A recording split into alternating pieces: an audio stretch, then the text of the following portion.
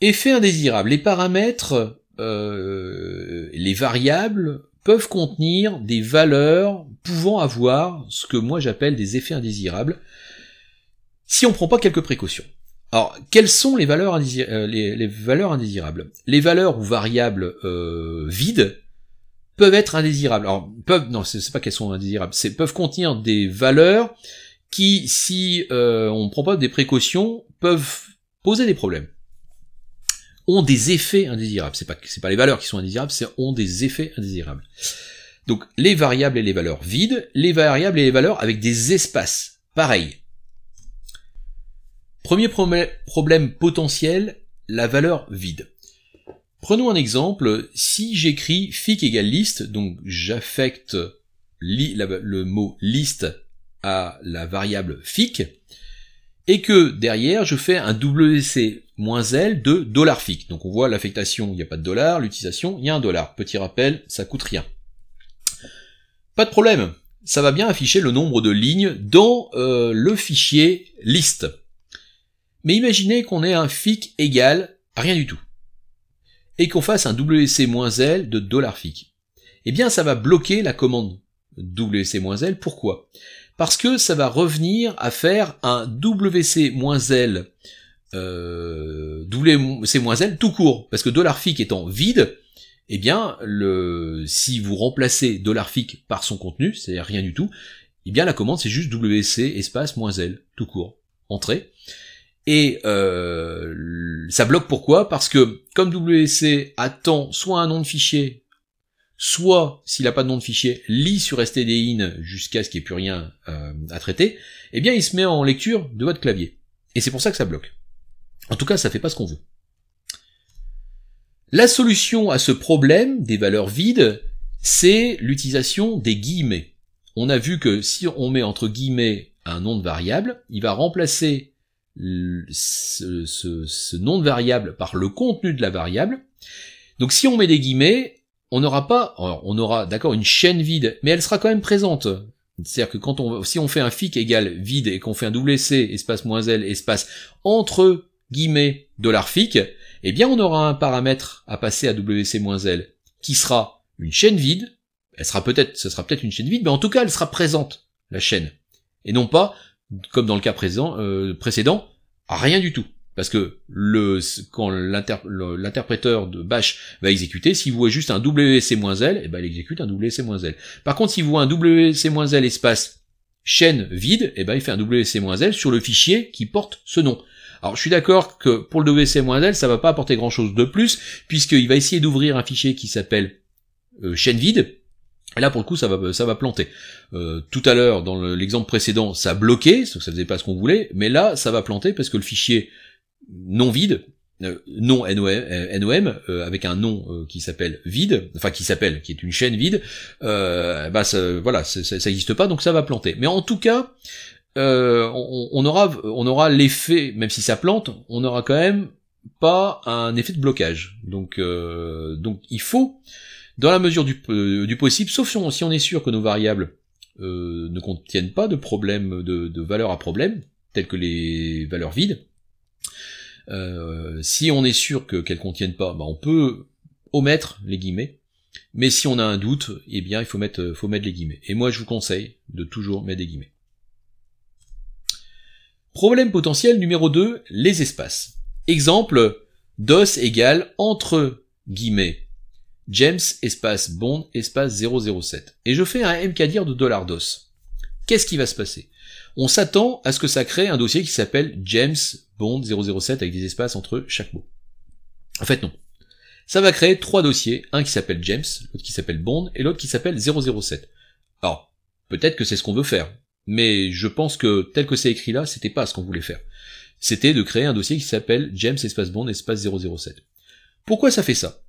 Eh bien, si vous prenez un crayon et un papier, que vous écrivez mkdir $DOS et que, à la place de $DOS, vous mettez le contenu de la variable, eh bien vous allez faire un mkdir espace James espace Bond espace 007. Attention, les guillemets de la première ligne sont là pour encadrer la chaîne, mais la chaîne elle-même ne contient pas les guillemets. Donc quand on fait un mkdir $DOS, on met le contenu de la variable $DOS, donc on n'a pas les guillemets, on a juste le contenu. Et ce qui aboutit donc à faire un mkdir, espace James, espace Bond, espace 007, c'est-à-dire créer 3 dossiers qui portent ces 3 noms-là au même endroit. Solution, ben encore, même solution, on met des guillemets. On met des guillemets, alors on met des guillemets autour du nom de la variable. On a déjà mis des guillemets pour l'affectation de la variable. Hein. C'est comme ça qu'il fallait faire, puisque sinon, si on avait fait un DOS égale James Bond 007 sans mettre des guillemets, on a vu que ça posait des problèmes. Mais ça pose des problèmes là, et puis on a aussi l'utilisation de la variable, qui pose aussi des problèmes. Donc là maintenant on s'intéresse à l'utilisation de la variable. Donc si je fais un DOS égale James Bond 007, tout ça entre guillemets, et que je fais un mkdir, donc j'ai repris exactement la même chose que l'exemple précédent, mais cette fois-ci j'ai encadré ma variable avec des guillemets, et bien là ça revient à faire, donc on va remplacer $DOS par son contenu, et donc ça revient à faire un mkdir, et cette fois-ci les guillemets sont bien présents parce qu'ils sont sur la ligne mkdir.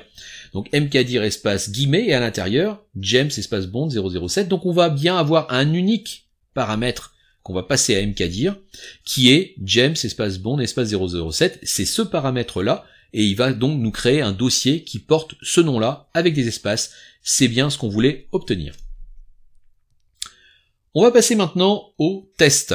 Donc on a vu que le langage permettait d'avoir des fonctions, d'avoir des structures de contrôle, d'avoir des variables, etc. Donc, parmi les structures de contrôle se trouvent donc les tests. Les guillemets sont une solution pour passer donc des paramètres, n'importe quel paramètre, même s'il est vide, mais c'est une solution du côté de l'utilisateur. Donc c'est une solution qui repose sur le bon vouloir de l'utilisateur à faire les choses proprement. Et on connaît les utilisateurs, puisque vous êtes des utilisateurs vous-même, hein, vous savez aussi comment vous agissez, c'est pas parce qu'on vous dit de faire que vous allez faire. Et puis d'ailleurs, après tout, c'est pas non plus à vous de tout prévoir les problèmes qui peuvent se poser à l'exécution d'une commande. Comment doit-on réagir, donc comment une commande doit-elle réagir si un paramètre ne lui convient pas? Par exemple, si une valeur est vide ou qu'elle contient si une variable contient une valeur incorrecte ou incohérente par rapport à ce qu'on attendait de la part de l'utilisateur. La solution de cette fois-ci se passe du côté de la commande, et ça consiste donc à faire des tests. On ne laisse pas une commande plantée comme ça, se prendre les pieds dans le tapis, et puis tout le monde rigole, voilà, parce que la commande fonctionne pas. Non, on évite quand même de laisser notre commande plantée.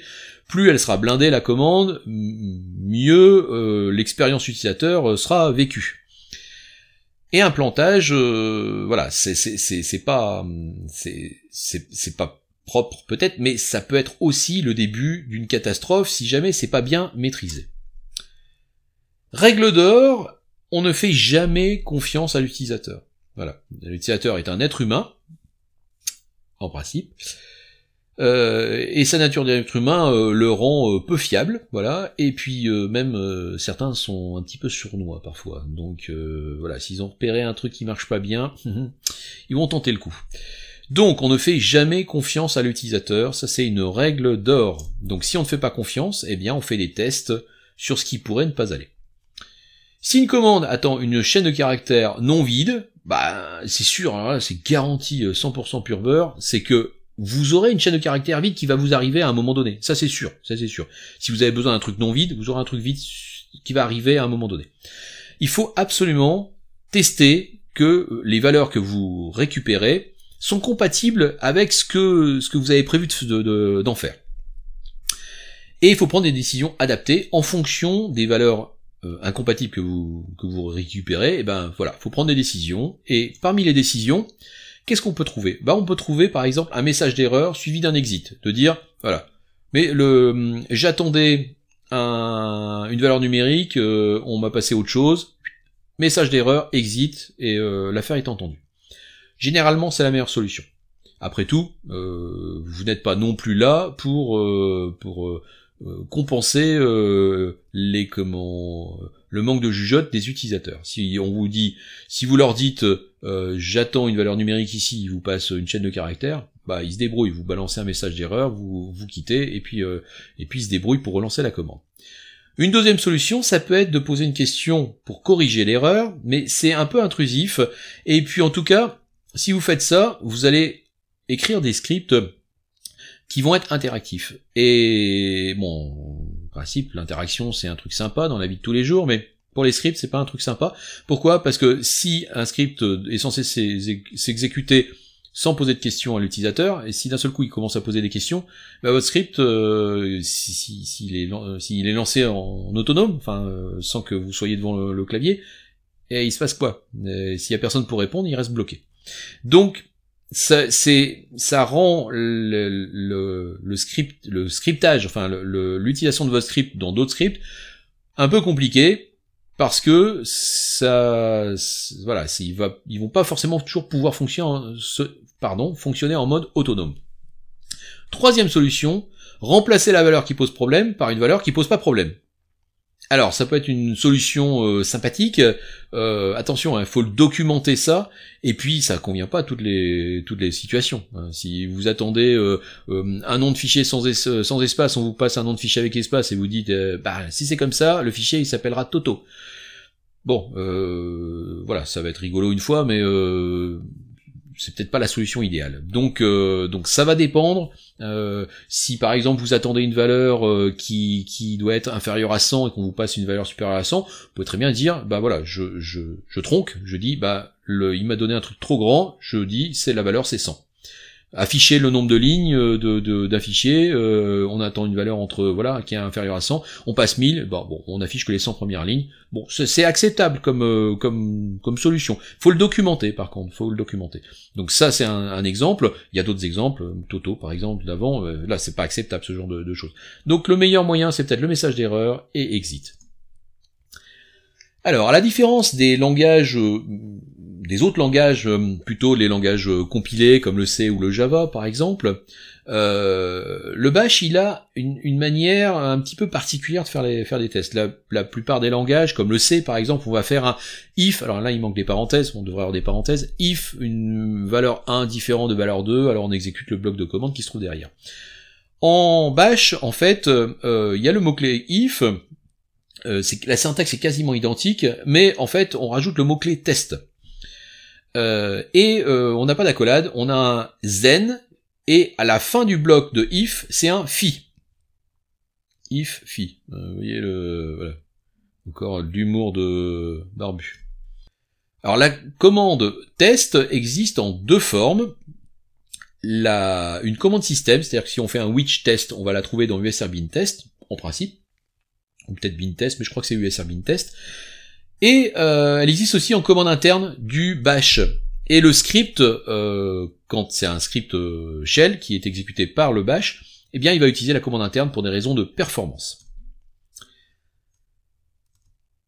La syntaxe d'un test est la suivante, c'est if test, donc le mot-clé test, espace, la valeur 1, le type de test, la valeur 2. Et tout ça séparé par des espaces bien importants, y compris le type de test. On va voir quels sont les différents types de tests. Il faut avoir des espaces devant et derrière. Ensuite, on a un then, une liste de commandes. On peut avoir un else, une liste de commandes, et on a un fi à la fin qui met fin au if. Donc le then, en fait, marque le début du if, c'est l'accolade ouvrante du C, et le fi, donc qui, voilà, vous avez remarqué le if par rapport au fi, vous aviez compris, donc c'est le mot if à l'envers, le fi, marque la fin du if, donc c'est l'accolade fermante d'un programme en C.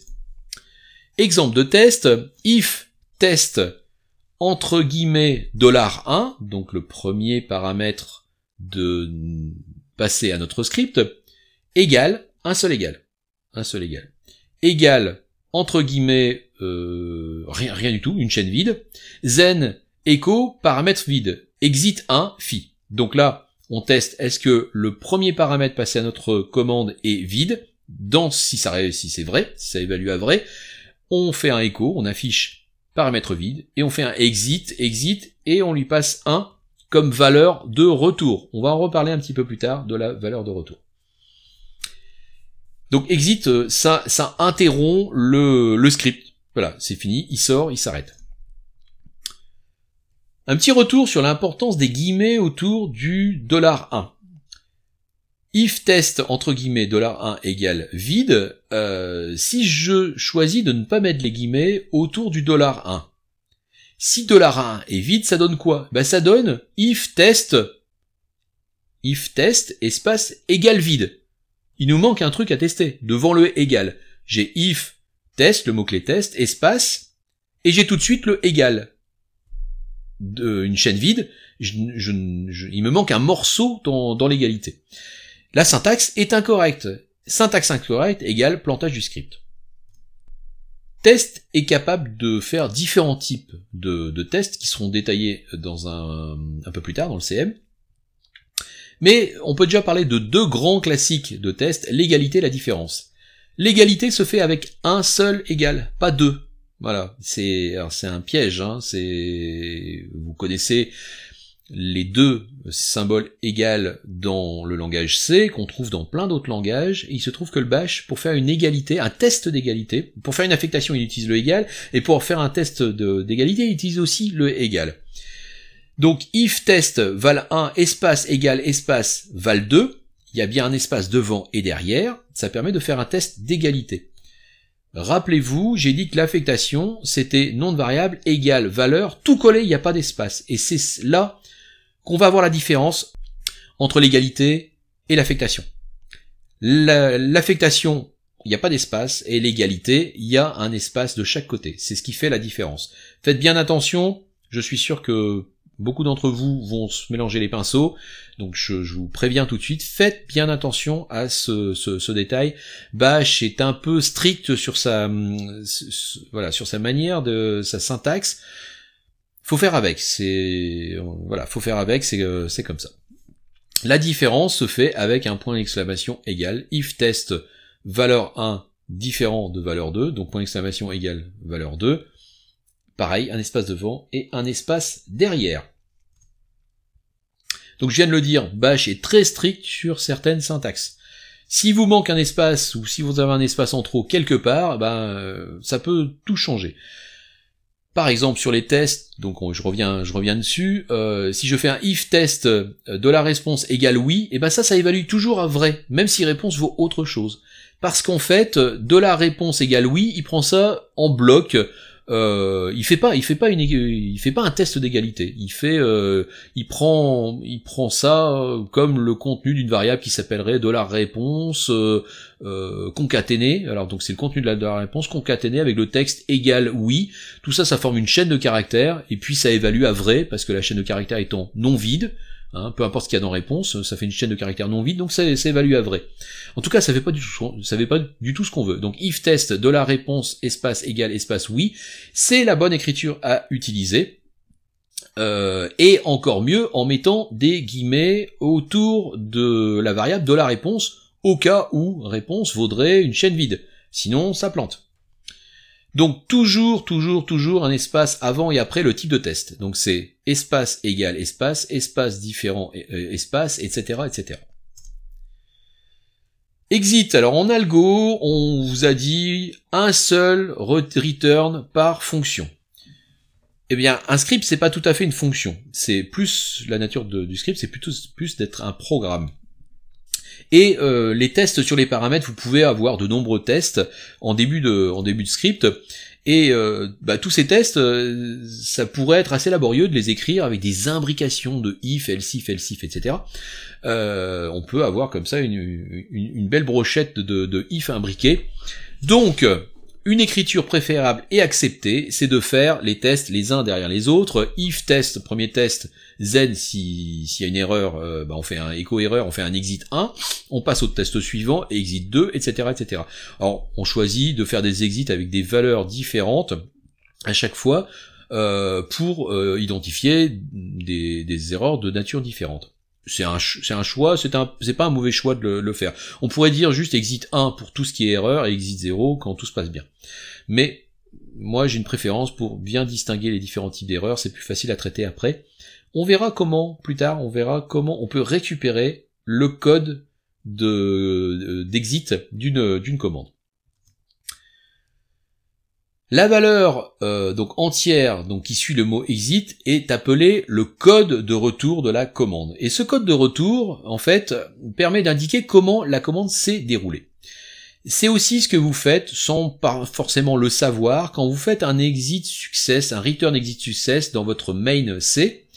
La plupart du temps, vous faites un return exit success. Et bien, il faut savoir qu'il existe aussi un exit failure qui permet d'indiquer qu'en fait, votre programme s'est mal déroulé. Enfin, c'est vous qui indiquez que votre programme s'est mal déroulé. Le exit success, c'est 0. 0 signifie pas d'erreur. Et autre chose que 0 est considéré comme une erreur. Parlons maintenant des redirections. Un script bash va contenir une succession de commandes et de structures de contrôle, donc des tests, des boucles, etc. Mais on a aussi la possibilité d'utiliser des redirections qui vont vers des fichiers ou qui proviennent de fichiers ou de tubes. Et c'est même un mode de fonctionnement très fréquent dans les scripts. Donc ça, on le connaît déjà, on l'a utilisé avec les filtres, par exemple.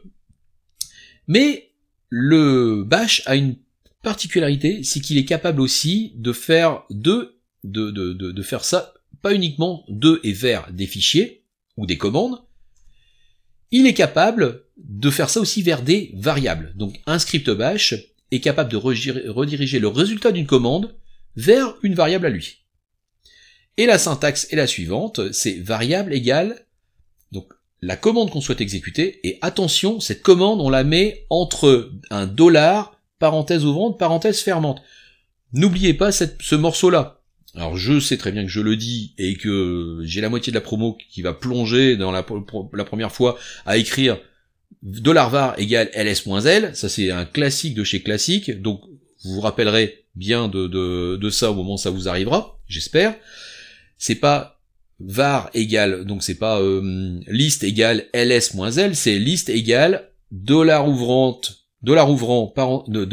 parenthèse ouvrante, ls-l, parenthèse fermante. On met la commande dans ce $ parenthèse pour l'exécuter. On exécute la commande et le fait d'avoir un $ parenthèse dit à bash le résultat de cette commande, ce qui aurait dû s'afficher à l'écran, eh bien, place-le dans telle variable.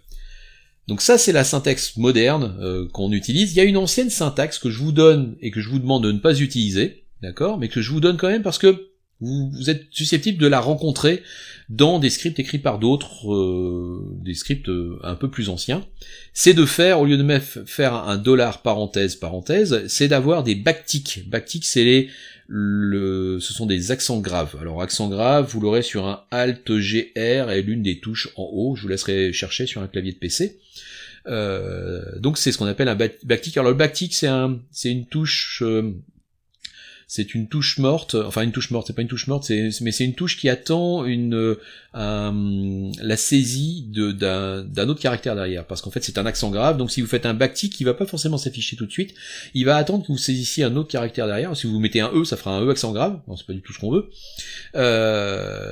Et puis si vous fêtes un backtick et que vous tapez un T par exemple, bah, il vous affichera backtick T, parce que le T accent grave n'existe pas. Mais quand le caractère existe avec l'accent grave, eh bien c'est pour ça qu'il attend en fait qu'on saisisse un autre caractère derrière. Donc l'astuce c'est de faire soit de le doubler, on fait backtick et il affiche un backtick, soit de faire backtick espace et comme le espace accent grave ça n'existe pas, bah c'est pareil, il affiche un backtick et puis espace ça permet de dire je passe au caractère suivant et puis je peux retaper le reste. Donc je vous le donne parce que le backtick peut vous servir à d'autres moments, mais en tout cas n'utilisez pas le backtick pour cette syntaxe-là, utilisez le $, parenthèse ouvrante, parenthèse fermante. Je vous donne quand même cette ancienne syntaxe pour votre culture personnelle. Exemple, nbligne, donc c'est une affectation, il n'y a pas de $ devant, nbligne égale $, parenthèse ouvrante, parenthèse fermante, et à l'intérieur, je mets la commande à exécuter, et ici, c'est un wc-l, espace, entre guillemets, $1. Donc on imagine que dans $1, le premier paramètre qu'on passe à notre script, ça va être un nom de fichier. Et on va faire un wc-l sur ce fichier. Au lieu d'afficher le résultat à l'écran, eh bien on vient placer le résultat dans une variable qui s'appelle nbligne. Autres exemples, oldest égale $, parenthèse ouvrante, parenthèse fermante, et à l'intérieur la commande en question, ls-tr, pipé sur un head-1, ls-tr, -t, on trie par date TR de dernière modification, R dans le sens inverse, c'est-à-dire qu'on va avoir du plus ancien au plus récent. Et je fais un pipe sur un head-1, c'est-à-dire que sur cette liste-là qui est censée m'afficher, je vais m'intéresser qu'à la première ligne, c'est-à-dire le fichier le plus ancien. Comme j'ai mis ça dans un $, parenthèse ouvrante, parenthèse fermante, au lieu de m'afficher cette ligne-là à l'écran, il me met ça dans une variable qui s'appelle oldest. Et dans oldest, maintenant, dans mon script, ma variable va contenir le fichier ou le dossier le plus ancien de mon répertoire courant. Autre exemple, upper_last égale $, parenthèse ouvrante fermante à la fin, et à l'intérieur, notre commande, tail-1 de personne pipé sur un tr a-z, grand A-grand Z. Tail-1, on récupère la dernière ligne du fichier personne. Je le pipe sur un tr translate pour transformer des caractères en d'autres caractères. Donc cette ligne-là que j'ai extraite du fichier personne, je convertis toutes les minuscules en des majuscules. Comme j'ai mis ça entre un $, parenthèse ouvrante fermante, ce qui aurait dû s'afficher à l'écran va être mis dans ma variable upperLast. Donc finalement, upperLast va contenir le dernier nom d'une liste, et ce dernier nom sera mis en majuscule. Troisième exemple, today égale $, parenthèse ouvrante, parenthèse fermante, et à l'intérieur, je fais un date plus % $Y, %M%D. Donc ça, c'est un format, il faut aller voir dans le manuel de date à quoi il correspond. Ça permet de formater la date du jour, dateur du jour, en disant qu'est-ce qu'on veut avoir dans la date. On peut avoir la date, l'heure, le mois, le jour de la semaine, le numéro du jour dans l'année. Voilà, il y a plein de paramètres possibles. C'est une commande qui est très sympa, très pratique pour formater une date. C'est la date du jour, mais ça peut être aussi, si on lui passe en paramètre une autre date, il peut aussi la formater, cette autre date, en suivant le format qu'on lui demande de nous sortir. Et là, en l'occurrence, pour son grand Y, pour son petit M, pour son petit D, ça permet d'avoir une date formatée au format année, mois, jour, et l'année formatée sur 4 digits, 4 chiffres. Donc cette commande-là est exécutée, au lieu de s'afficher à l'écran, et bien comme j'ai un $, parenthèse ouvrante, parenthèse fermante, l'affichage qui aurait dû se faire à l'écran va venir alimenter la variable qui s'appelle today.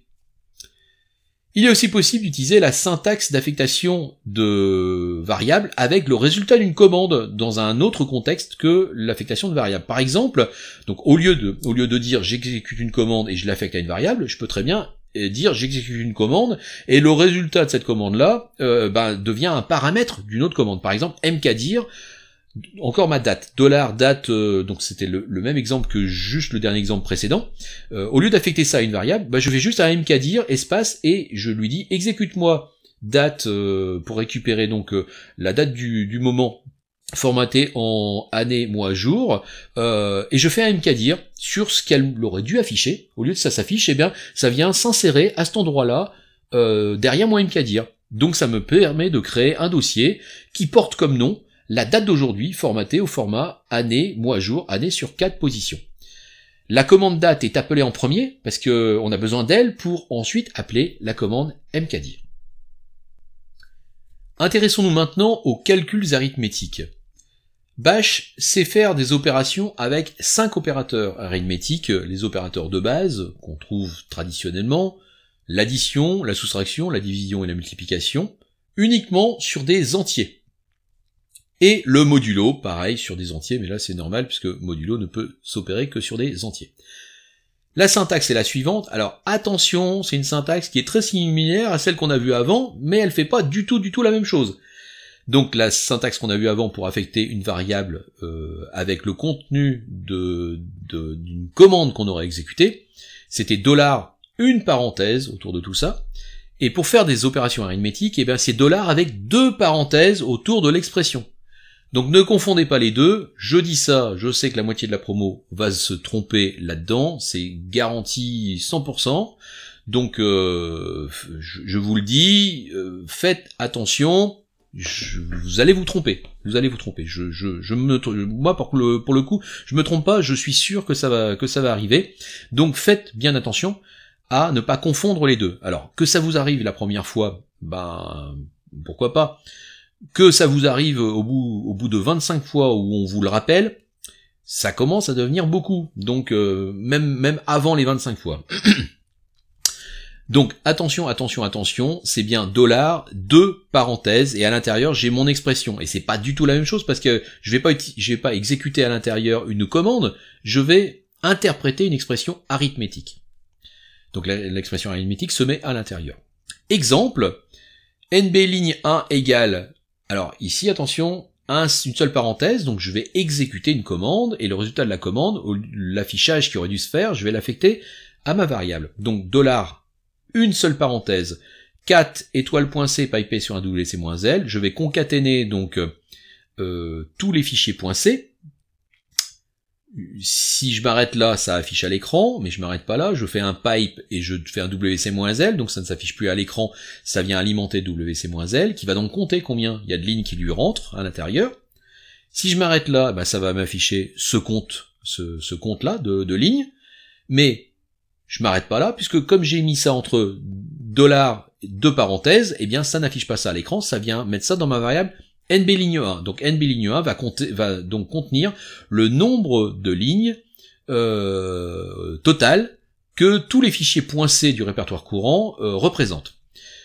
Je fais pareil avec NB ligne 2, où je fais ça sur les fichiers .h, et ligne 3, je fais un total égal $, donc l'affectation, on voit bien, affectation, le égal, il est collé, hein, on n'oublie pas, il est collé, tout est collé, égal $, deux parenthèses ouvrantes, deux parenthèses fermantes.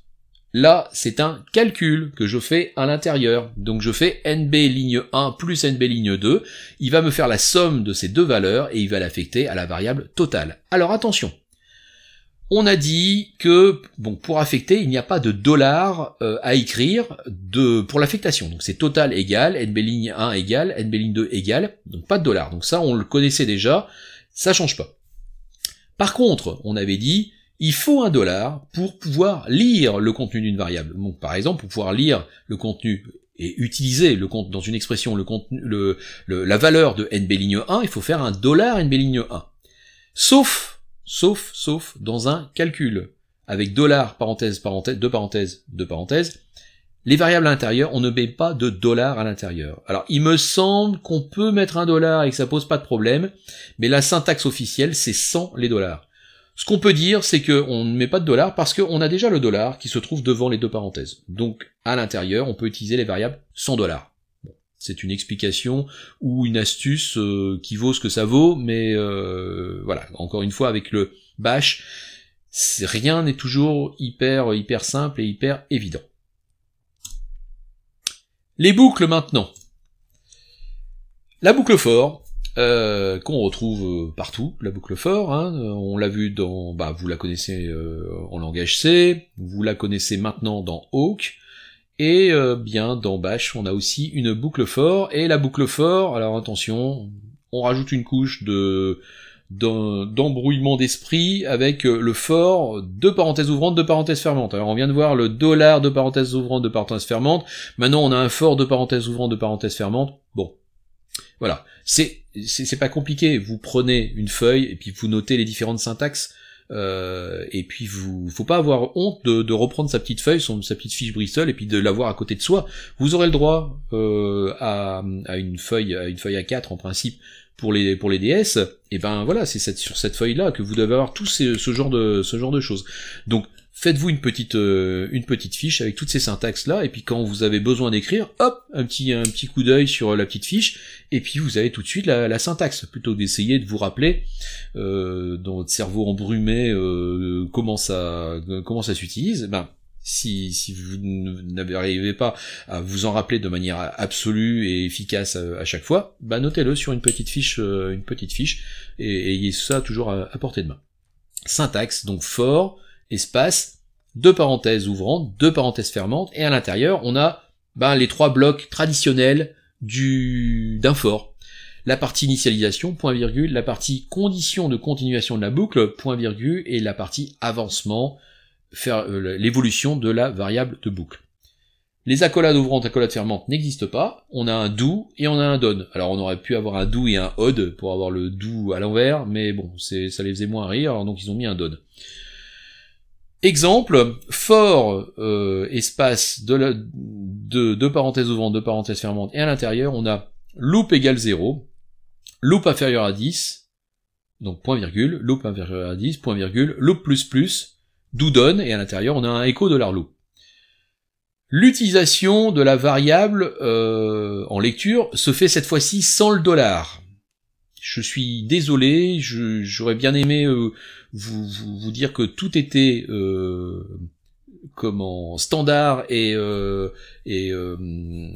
s'utiliser de la même manière partout, mais là, dans une boucle for, c'est encore différent.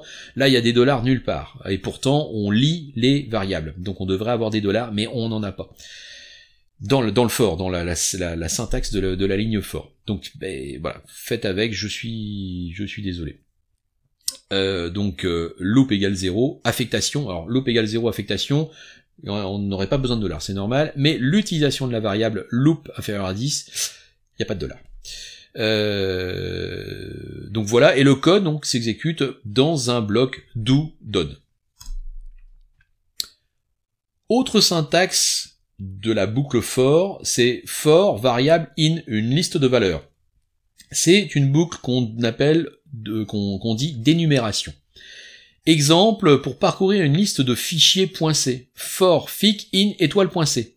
Le étoile.c, au moment de l'exécution, le bash va remplacer le étoile.c par la correspondance de la liste des fichiers .c qu'il va trouver dans le répertoire courant, puisqu'on a un étoile.c. Si on faisait un tp1 / étoile.c, il irait voir dans le dossier tp1 tous les fichiers étoile.c et les remplacerait par la liste. Mais comme on aurait écrit tp1 étoile.c, il mettrait tp1 / exo1.c espace tp1 / exo2.c, etc., etc. On aurait le chemin qui serait mis devant chacun des fichiers. Donc ça, c'est une boucle d'énumération. Le étoile.c, il est éclaté, enfin converti en autant de fichiers .c, en autant de paramètres dans la liste qu'il y a de fichiers .c. C'est pas à vous de vous préoccuper de ça. C'est le shell qui fait ça pour vous. Donc c'est comme si on avait écrit un for fic in et qu'on avait écrit de manière exhaustive la liste des fichiers .c en dur dans le programme. À part que c'est pas en dur, c'est dynamique. Do, done, echo fic dans notre bloc d'instruction. Donc ça permet de parcourir et d'afficher tous les fichiers étoile.c dans notre répertoire courant. Autre exemple, for i. Alors pareil, je dis dans mes exemples, je mets des IJK pour les boucles, c'est pour que ça soit assez compact à l'affichage. J'aimerais bien voir autre chose que des IJK, donc c'est loop 1, loop 2, loop 3, pour savoir où on en est, parce que là on a des boucles imbriquées, et puis au bout de 3-4 boucles imbriquées, on sait plus, on est dans la deuxième, la troisième, on sait plus où on est. Donc loop 1, loop 2, loop 3, boucle 1, boucle 2, boucle 3, comme vous voulez, mais quelque chose qui parle un petit peu plus. For i in 0, 1, 2, 3, 4, 5, 6, 7, 8, 9, for j in 0, 1, 2, 3, 4, 5, 6, 7, 8, 9, donc c'est une boucle imbriquée, hein. On a bien un for qui contient un autre for, donc il est bien dans le for intérieur, c'est pas mal ça. Le for qui se trouve dans imbriqué se trouve bien dans un bloc doudon et a lui-même son propre doudon. Donc je l'indente pour visuellement bien voir qu'on est sur deux boucles imbriquées, et j'ai un mkdir $i $j. Ça fait quoi ça? Ça fait tout simplement la création de 100 dossiers nommés de 00 à 99. Autre exemple, for i in, et cette fois-ci on a un $parenthèse. $parenthèse, on exécute la commande et le résultat de la commande vient s'insérer à l'endroit où se trouve le $parenthèse. Là, on vient remplacer le $parenthèse ouvrante fermante par ce qui se serait affiché dans cette commande, si on l'avait juste appelé comme ça. Donc c'est quoi? C'est un head-10 liste fic, donc ça va nous ressortir les 10 premières lignes contenues dans liste fic, dans notre fichier liste fic. Donc ça va venir se mettre dans notre for fic in, et on aura les 10 lignes qui vont venir se mettre derrière le in. Et doudon, on rentre, écho traitement du fichier $fic, move fic dans fic.hold. Et on voit le fic, il est bien mis entre accolades de manière à ce que le .hold vienne se concaténer au contenu de la variable $fic, et donc pas qu'il prenne une variable qui s'appellerait $fic.hold. Au passage, $fic.hold, c'est pas un nom de variable valide. Donc ça ne poserait pas de problème. Mais si on mettait un underscore, là ça poserait problème. Par sécurité, dollar entre accolades fic, au moins on est sûr que c'est la variable $fic et non pas une variable $fic quelque chose, parce que le quelque chose qu'on vient de mettre derrière pourrait être confondu avec un nom de variable. Ça renomme les 10 premiers fichiers contenus dans une liste, à savoir listfic, le fichier listfic. Ça les renomme en .hold. La boucle while maintenant. La syntaxe, alors autant pour le for, on n'avait pas de test. Quand on faisait un test, on faisait un loop inférieur à 10. Alors au passage, on se rend compte que finalement, dans le for, le bash est capable de faire des tests sans mettre le mot-clé test. Et puis là, dans le while, on est obligé de mettre le mot-clé test. C'est les bizarreries du bash. Voilà, on fait avec. Ça vient du fait que c'est pareil, ça fait partie des outils qui ont pour le bash voilà quasiment 40 ans. 30, on va dire 35 ans, et que aujourd'hui on ferait des choses sans doute plus carrées qu'à l'époque. Voilà, c'était un petit peu sans doute que le bash, peut-être que le for a été mis dedans pas au tout début, c'était peut-être un greffon qui a été rajouté à un moment donné. Donc au niveau cohérence de tout ça, c'est vrai que ça manquait un petit peu de cohérence. On fait avec, on n'a pas le choix. Donc la boucle while, c'est while test. Et on retrouve en fait la syntaxe du if ici. Donc c'est comme un if, mais à part que c'est un while, do, done. Donc autant le if c'est if, fi, et le while c'est do, done. Alors le do, done on le retrouve dans le for aussi, bien évidemment. Donc là c'est la même syntaxe. Et donc le bloc à exécuter se trouve entre le do, done. Je vais vous demander maintenant de vous rendre dans Moodle, tout en bas de la section système d'exploitation. Vous allez trouver un QCM qui s'appelle présence 1 et de répondre à la question qui s'y trouve, et on se retrouve pour la suite. Le nombre mystère. Alors on va s'amuser un petit peu à écrire maintenant un petit script pour faire découvrir entre deux personnes un nombre mystère. Les règles du jeu sont les suivantes. Ça se joue à 2. Le joueur 1 va rentrer un nombre sans que le joueur 2 ne regarde, et une fois qu'il aura rentré, le joueur 2 doit découvrir ce nombre. Bon, c'est un jeu classique, t'as trouvé, c'est plus petit, c'est plus grand, puis on finit par aboutir au résultat si on n'est pas trop mauvais. Donc, joueur 1 rentre un nombre, joueur 2 doit découvrir ce nombre, et à chaque tour, on indique au joueur 2, est-ce qu'il a trouvé, ou est-ce que sa réponse est inférieure au nombre mystère, ou est-ce qu'elle est supérieure au nombre mystère. Donc les différentes étapes sont les suivantes. Notre script doit demander au joueur 1 un nombre mystère. Étape numéro 2, on doit demander au joueur 2 de deviner le nombre, et on doit faire 3 tests. Si le nombre est bon, on le félicite et on quitte. Si le nombre est inférieur au mystère, on lui dit trop petit. Si le nombre est supérieur à mystère, on lui dit trop grand. Et on boucle. Sur l'étape 2, on repose encore la question au joueur de rentrer un nombre. Donc première étape, demander au joueur un nombre mystère. Alors je vous propose de mettre en pause et de réfléchir à une solution, et on passe à la réponse juste après. Bien, demander au joueur 1 un nombre mystère, c'est tout simplement faire un écho, proposer un nombre mystère. Alors je fais un écho et je mets un -n parce que je voudrais qu'il m'affiche le texte, et puis je voudrais que mon curseur reste à la fin du texte. Donc c'est pour ça que j'ai mis proposer un nombre mystère espace de points espace, pour que mon curseur vienne se mettre un petit peu plus loin que les 2 points, et le -n me empêche que ça revienne à la ligne. Et une fois que j'ai proposé ça, que j'ai affiché ça, je lis sa réponse dans une variable que j'appelle mist. Autre écriture possible, c'est tout simplement, alors je fais une petite pause, réfléchissez à une autre écriture possible pour faire la même chose en une seule ligne. Autre écriture possible, c'est tout simplement de faire juste un read -p pour prompt, qui permet d'afficher une chaîne de caractères, et de laisser le curseur au bout, et donc le read lire la réponse dans toujours notre variable mist. Donc la syntaxe c'est read-p, proposer un nombre mystère, espace, fermer les guillemets, espace mist, et on lit la réponse dans mist. Encore mieux, je rajoute un "-s devant le read, donc ça fait "-s-p", et le "-s", alors ça vous le connaissiez pas, donc vous pouviez pas savoir, ça permet, ça signifie silent, donc ça permet de lire le contenu, mais sans qu'il y ait un écho, enfin ce qui est d'affichage de ce que je tape au clavier.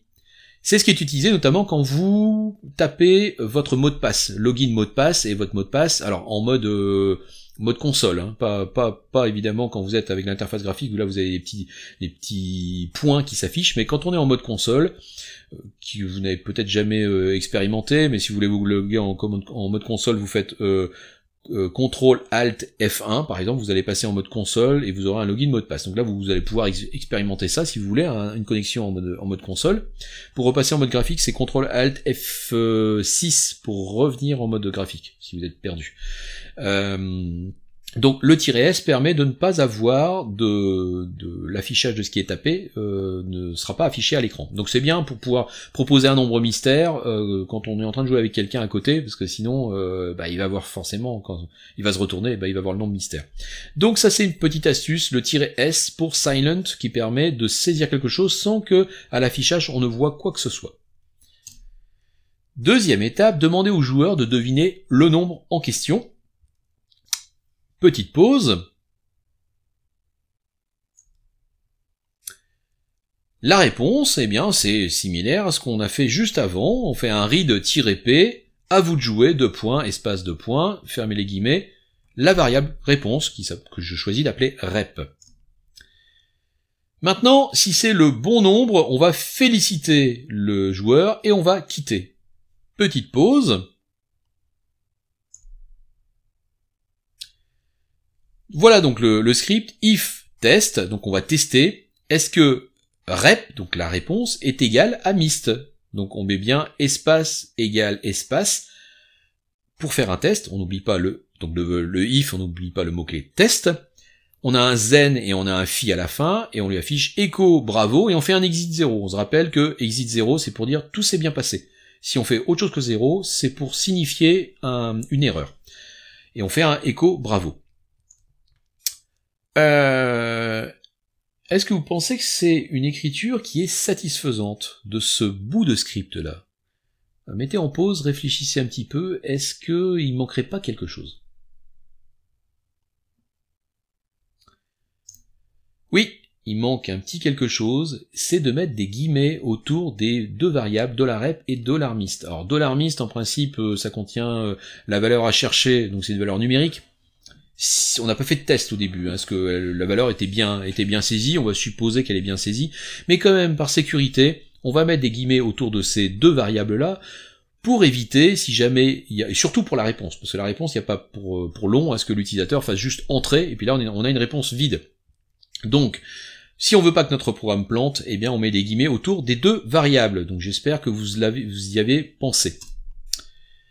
Maintenant, on va demander au joueur, on va le tester, on va lui dire si le nombre qu'il a proposé est inférieur au nombre mystère, on va lui dire c'est trop petit. On met en pause. Donc le test, c'est if test, guillemets, $rep inférieur, non, je l'écris comme ça, je l'écris comme ça, je suppose que vous l'avez écrit comme ça. Je serais très surpris que vous l'ayez pas écrit comme ça pour la très très grande majorité d'entre vous, ou que vous l'ayez pensé au moins comme ça. If test $rep inférieur à mist. La question c'est, est-ce qu'on doit écrire ça comme ça? Si je vous pose la question, c'est très certainement non. Donc pour quelle raison? Eh bien les tests avec test, les tests sur les valeurs numériques ne s'écrivent pas avec un inférieur et avec un supérieur. On verra toutes les possibilités de tests dans un prochain CM, mais en fait, les tests numériques s'écrivent avec, pour le inférieur, s'écrivent avec un -lt. -lt signifiant less than, ou un -gt pour greater than. Donc, inférieur à, ou supérieur à -LT ou -GT. C'est un piège. C'est un piège, faut y penser. Et là encore, je sais très bien que je suis prêt à parier n'importe quoi, je suis sûr de gagner mon pari, parce que tous les ans, c'est comme ça.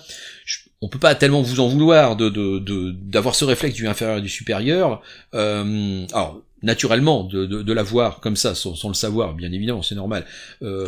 Après, maintenant qu'on vous l'a dit, bon, on sait très bien, c'est naturel, enfin, c'est naturel, c'est pas naturel, donc vous allez écrire inférieur, parce que ça, c'est naturel. Donc, on vous en veut pas que la première ou la deuxième fois que vous ayez ce réflexe-là. On va commencer à vous en vouloir, quand au bout de 15 fois, on va continuer à avoir la même chose, alors qu'on vous l'a répété, répété. Donc au début, voilà, ça va être acceptable. Après, ça va plus le devenir. Donc on va vous attendre au tournant. Hein. Ça va être des trucs qui vont revenir régulièrement dans les DS et dans les contrôles de TP. C'est là-dessus qu'on vous attend. Donc enfin, entre autres là-dessus. Donc pensez-y. Pareil, fiche Bristol, je note. Test inférieur, -LT, supérieur, -GT, etc. Et tous les tests, il n'y en a pas 50 000, eh ben vous les notez. Donc l'écriture, c'est if test rep entre guillemets, -LT mist entre guillemets, pour dire est-ce que rep est inférieur ou égal, -less than, mist, et donc le test devient, donc ce test-là, zen, écho trop petit, phi. Pareil pour le trop grand, avec un -GT, où on affiche trop grand. Et voilà finalement notre script final, que je vous laisse observer, et voilà, détailler. J'ai repris tous les éléments donc qu'on a vu ensemble, qu'on a mis ensemble pas à pas. Et voilà, vous avez votre petit jeu que vous nommez comme vous voulez, et auquel vous pouvez jouer entre vous, mais pas pendant les cours. Petite amélioration pour terminer, je vous propose un petit comptage du nombre de fois où on a eu besoin enfin, du nombre de fois qu'on a mis pour trouver la réponse. Voilà, donc je vous la donne directement. CNT égale 0, je commence par rajouter une variable qui s'appelle CNT, donc le compte, count, égale 0, donc je l'affecte à 0, et puis j'ai rajouté un CNT égale, alors je vais faire une opération, je vais dire que CNT est égal à lui-même plus 1. Alors là, on n'y a pas de CNT++, ça n'existe pas, hein, donc n'écrivez pas ça, c'est pas bon. Bash reste quand même au niveau opérateur arithmétique assez light, hein, donc il y a pas des choses hyper affinées, des incrémentations, post-incrémentation, pré-incrémentation, décrémentation, etc. Ça existe pas. Donc l'astuce, c'est de dire, je dis count égale résultat d'un calcul. Donc $ 2 fois parenthèse pour faire un calcul. Et le calcul c'est quoi? C'est count plus 1. Je vais calculer count plus 1. Ça va me retourner quelque chose et je vais venir insérer ce quelque chose là. Il va venir l'insérer juste derrière le égal. Donc ça va venir affecter dans ma variable la nouvelle valeur. Et je rajoute une ligne aussi au moment où je complète ma ligne echo bravo par un echo bravo, entre guillemets, $CNT coût. Donc je mets en combien de coups on a réussi à l'afficher. Et comme c'est entre guillemets, eh bien la variable $CNT va venir être remplacée par la valeur qu'elle contient. Voilà donc pour ce premier cours sur Bash.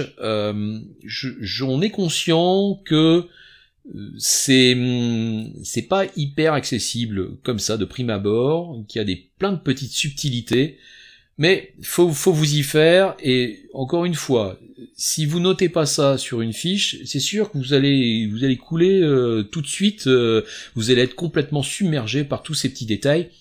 Tout ce qui est non évident, vous le notez dans un coin sur une fiche, et puis vous ressortez votre fiche quand vous en avez besoin. Et n'ayez pas peur de ressortir votre fiche. Ne faites pas ça, dans un premier temps, ne faites pas ça comme ça de mémoire, si vous ne savez pas. Prenez votre fiche. Après, si vous arrivez à vous rappeler de tout ça, il n'y a pas de problème. Mais si on en voit certains qui tentent des choses, et on voit très bien que c'est une vague réminiscence du cours, qu'ils ont vu ça leur rappelle un un vague truc, c'est pas bon, c'est pas comme ça que vous avancerez. Donc il faut absolument noter toutes ces petits détails, vous le notez sur des fiches. Il y en a pas finalement, il y en a pas des tonnes. Si on vous dit qu'on va vous autoriser une feuille A4 pour votre DS, c'est parce que sur une feuille A4 recto verso, et même recto, j'ai déjà vu des feuilles A4 écrites en tout petit, parce que au début de l'année on pensait qu'on allait en écrire des stocks, et finalement la feuille A4, il y a 3/4 de la page recto qui est affichée, et le reste il y a rien dessus, parce que finalement il n'y avait pas besoin d'autant. Donc une page A4 recto verso, ça va être largement suffisant pour noter toutes ces petites subtilités. Vous mettez ça dans des petits blocs pour dire ça c'est les variables, ça c'est du bash, ça c'est les expressions régulières, ça c'est et voilà, vous aurez tout sous la main. Et on se retrouve bientôt pour parler du bash avancé. Donc il faut déjà bien maîtriser cette partie introduction à bash, parce que le bash avancé, c'est avancé. Donc si vous voulez pas être dépassé dans cette partie-là, il faut déjà bien maîtriser les concepts de base, les variables, les affectations d'une commande, du résultat d'une commande, des expressions arithmétiques, les tests, etc. Donc bien maîtriser ça pour passer à la partie bash avancé.